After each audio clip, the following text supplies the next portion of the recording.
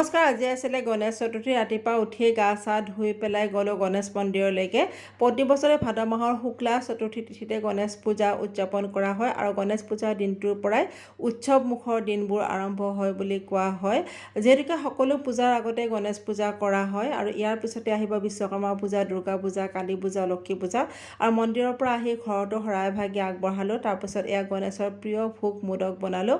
মোদকৰ recipe মোৰ চেনেলত দিয়া আছে। আজি অৱশ্যে মোদকটো অলপ বেলেগ ধৰণেকৈ বনাইছিলোঁ। যদি ৰেচিপি লাগে কমেণ্ট কৰি জনাব।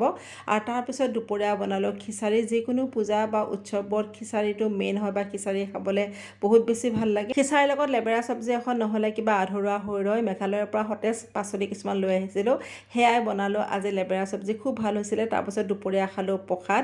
আজি দুপৰীয়া খিচাৰিৰ লগত আছিলে লেবেৰা চব্জি, আলু ভাজি, পাপৰ, লগত আছিলে চালাড, আচাৰ আৰু নৰসিংহ পাতৰ এটা চাটনি। গণেশ বাবাই সকলোকে মংগল কৰক, কুশলে ৰাখক। Bye bye.